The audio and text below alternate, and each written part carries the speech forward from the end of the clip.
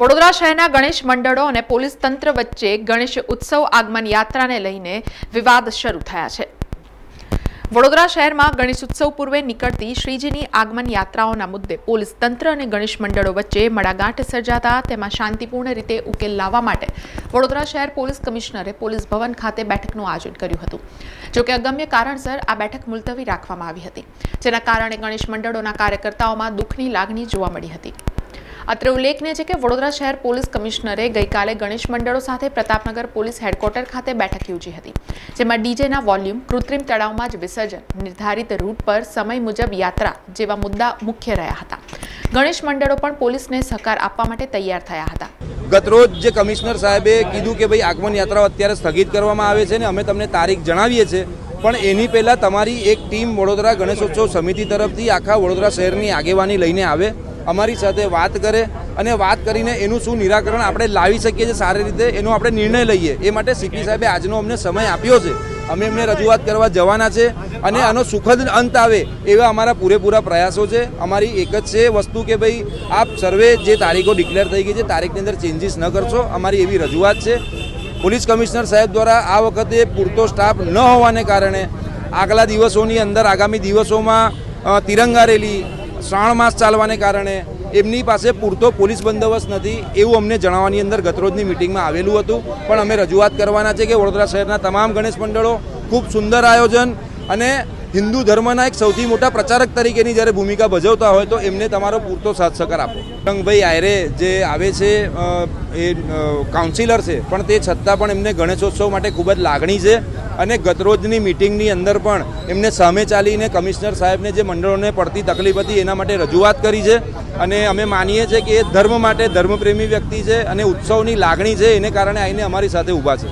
અમારી 15/8/2024ના રોજ જે આગમન યાત્રા અમારી નક્કી અને પહેલેથી એને ડિક્લેર કરેલી છે, 10 દિવસ અગાઉથી અમે લોકો આને તારીખ ડિક્લેર કરી દીધી છે અને હાલ પોલીસ કમિશનર સાહેબ દ્વારા જણાવવામાં આવ્યું છે કે અમે તમામ આગમન યાત્રાઓની પરવાનગી આપવાના નથી અને પરવાનગી વગર કોઈને પણ અમે લોકો આગમન યાત્રા કરવા દઈએ નહીં, આવું એમને સ્પષ્ટ શબ્દોમાં ગતરોજ જણાવ્યું છે। એને જ લઈને આજે કમિશનર સાહેબે જે મિટિંગ બોલાવી છે એમાં અમે એમની સાથે બેસીને અમે ચર્ચા કરીને વાત કરીશું, રજૂઆત કરીશું વડોદરા ગણેશોત્સવ સમિતિ તરફથી કે આનો કંઈક સુખદ નિરાકરણ અમને લાવીને આપો। પરંતુ શ્રીજીની આગમન યાત્રાઓના મુદ્દે ગણેશ મંડળોએ નારાજગી વ્યક્ત કરી હતી અને પોલીસે 27મી ઓગસ્ટ પછી જ આગમન યાત્રાઓ કાઢવા માટે આગ્રહ રાખતા મંડળોએ અસહમતિ દાખવી હતી। તેમણે શ્રીજીની પ્રતિમાને પંડાલ સુધી લઈ ગયા બાદ ડેકોરેશન માટે ખાસો સમય જતો હોવાથી આગમન યાત્રા વહેલી કાઢવામાં આવતી હોવાની દલીલો કરી હતી। તેવામાં ગઈકાલે સાંજે શહેરના રાવપુરા વિસ્તારમાં ખર્ચીકરના ખાંચામાં બિરાજતા રાવપુરાના રાજાની પ્રતિમાની આગમન યાત્રા કાઢવામાં આવનાર હતી, પરંતુ પોલીસે તેની પરવાનગી નહીં આપતા યાત્રા નિયત કરાયેલા રણમુક્તેશ્વર ખાતેથી નીકળી શકી ન હતી, જેને લઈને વિવાદ શરૂ થયો હતો।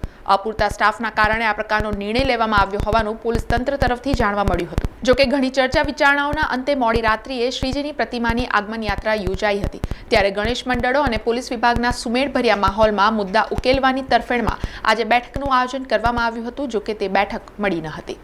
ચર્ચાનો વિષય એ જ છે કે ભાઈ ડીજેનો અને તારીખોનો જે છે લોકોએ આગમન યાત્રા માટે તારીખો નક્કી કરેલી હોય તે તારીખને શું કરવાનું એની માટેનો ચર્ચાનો વિષય છે। એની માટે સાહેબને સીપી સાહેબને મળવાનું હતું। ગઈકાલે સારી વાત કરી હતી, સીપી સાહેબે બાહેધરી આપી હતી કે આવીને ચર્ચા આપણે કરીશું અને પછી આપણે નિર્ણય કરીશું। ના યોગ્ય તો નથી, પણ સાહેબે જોડે જોડે એવું બી કીધું હતું ને કે ભાઈ 27 તારીખ પહેલાં નહીં કે આપણે કાલે જે મિટિંગ રાખીશું એમાં ચર્ચા કરીશું અને નિર્ણય કરીશું, સામે વાત કરીને આપણે ચર્ચા કરીશું।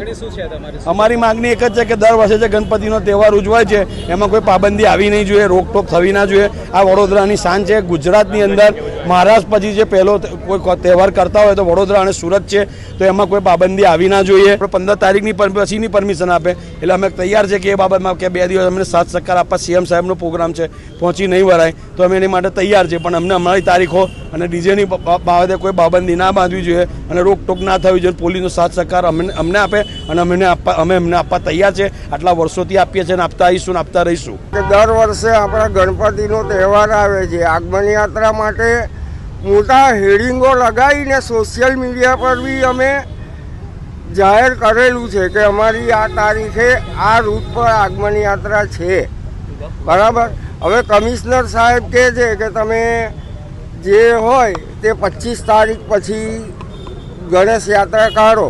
હવે 25 તારીખ પછી બધા મંડળવાળા એક સાથે કેવી રીતે કાઢી શકે? હવે અમારી 19 તારીખ રક્ષાબંધન છે, બરાબર. અમે રક્ષાબંધને કાઢવાના છે, હવે બીજાની 20 તારીખ હોય, બરાબર. હવે અમે 20 કરીએ, હવે ડીજેવાળાની 1 તારીખ હોય તો એક સાથે પેલા ડીજેવાળા બી કેવી રીતે એ કરી શકે? મંડળે તો અગાઉથી કહેલું જ છે, પણ હવે કમિશનર સાહેબ કાલે આ એ કરે છે તો અમારે શું કરવાનું? સમાચારોના સતત અપડેટ માટે TNN ન્યૂઝને YouTube પર સબસ્ક્રાઇબ કરી બેલ આઇકોન પ્રેસ કરો અને અમારી સાથે જોડાયેલા રહો Facebook, Instagram અને Twitter ઉપર.